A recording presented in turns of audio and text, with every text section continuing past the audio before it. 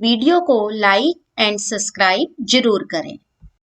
पाठ 15 एक की दो की। आज हम क्या करेंगे? पाठ 15 एक की दो की। तो एक की दो की कौन है? अलग अलग नाम है। एक की और दूसरा दो की। तो चलिए हम इस पाठ को पढ़ना स्टार्ट करते हैं, शुरू करते हैं। दो बहनें थी। एक का नाम था एक केस वाली और दूसरी का नाम था दो केस वाली। दोनों बहनें अपने अम्मा और बाबा के साथ एक छोटे से घर में रहती थी। एक केस वाली का एक ही बाल था, इसलिए सब उसे एक की बुलाते थे। कितने बाल थे उसके? सिर्फ एक। दोन केस वाली बड़ी घमंडी थी, उसके दो बाल थे, इसलिए सब उसे दो की बुलाते थे। अम्मा सोचती थी कि दोक्की जैसी सुंदर लड़की तो दुनिया में है ही नहीं, और बाबा उनको सोचने की फुर्सत ही कहाँ, काम में जो उलझे रहते थे। जो उनकी अम्मा थी ना, अम्मा सोचती थी जो दोक्की है ना बहुत सुंदर है, ऐसी लड़की हो ही नहीं सकती दुनिया में। और जो उनके पापा थे उनको फुर्सत ही नहीं थी, वो काम में ही उलझे रहते थे। दोक्की हमेशा अपनी बहन पर रोब जमाती रहती। किस पर? एकी पर। एक दिन एकी घने जंगल में गई। एक दिन कहाँ गई एकी? एक घने जंगल। चलते चलते वह घने जंगल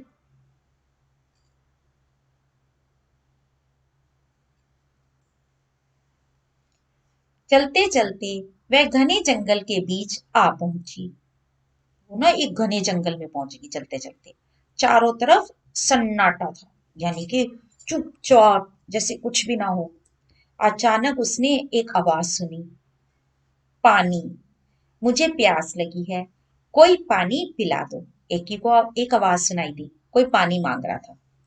एकी रुकी। एकी रुकी और उसने चारों तरफ घूम कर देखा। वहां तो कोई नहीं था।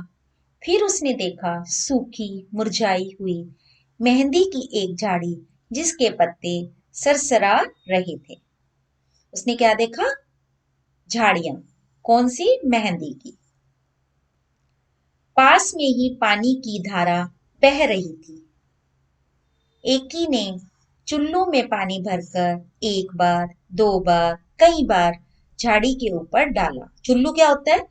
जो हम दोनों हाथों को जोड़कर ना, अपने खोल के हाथ, हथेलियों को जब जोड़ लेते हैं, और जब हम, यदि हमारे पास कोई गिलास कटोरी नहीं होती तो हम दोनों जोड़कर कुल्लू बनाकर उस पानी पीते हैं ना, तो उसको हम बोलते हैं चुल्लू।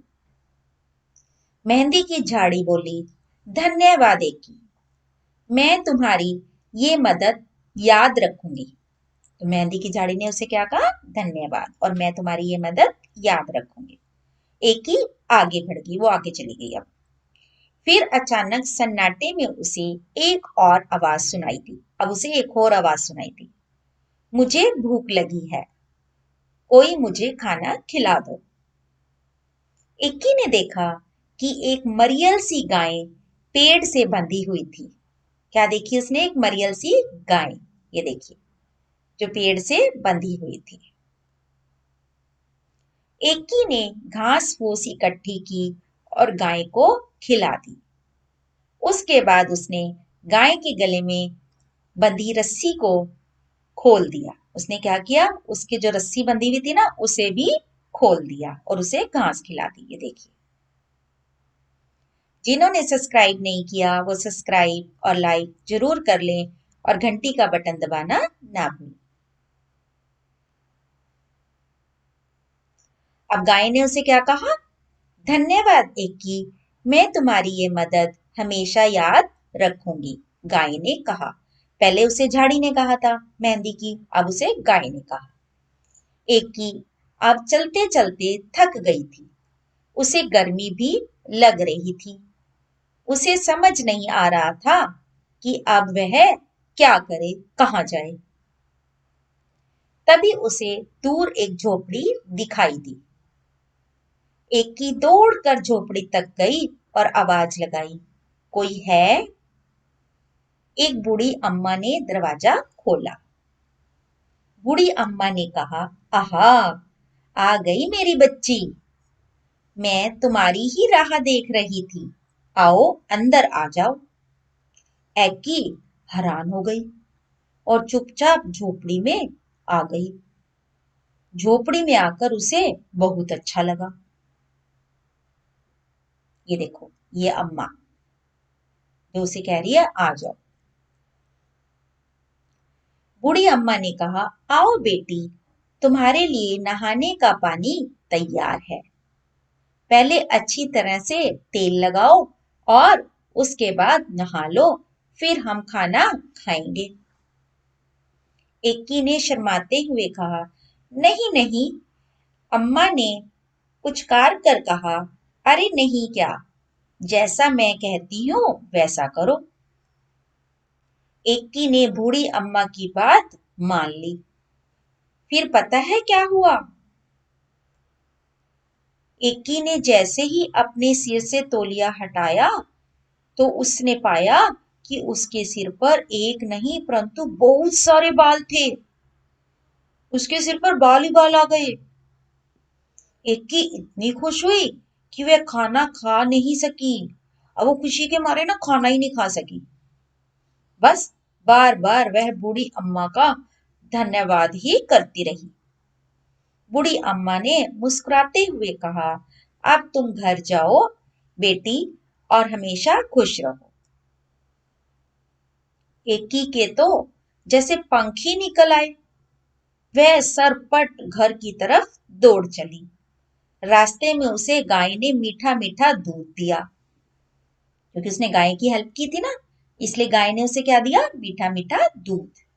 और झाड़ी ने हाथों पर रचाने के लिए मेहंदी दी, क्योंकि वो मेहंदी की झाड़ियां थी ना, इसलिए मेहंदी दी। घर पहुंचकर एकी ने सारी कहानी सुनाई। उसने बताया कि मेरे साथ क्या हुआ। उसने अपने घर जाकर सारा कुछ बताया। दोकी कहानी सुनते ही सीधे जंगल की तरफ भागी। अब दोकी भी भाग गई जंगल की तरफ। दोकी इतना तेज भाग रही थी कि ना उसने झाड़ी और ना ही भूखी गाय की पुकार सुनी। अब वो दौड़ती चली गई। उसने ना तो झाड़ी की तरफ देखा, ना गाय की तरफ देखा। उसने सुना ही नहीं कुछ भी, बस दौड़ती जा रही थी। वह तो धड़ धड़ाती हुई झोपड़ी में घुस गई और बूढ़ी अम्मा को हुक्म दिया। उसने क्या किया? अब बूढ़ी अम्मा को हुक्म दिया। क्या कहा? मेरे लिए नहाने का पानी तैयार करो।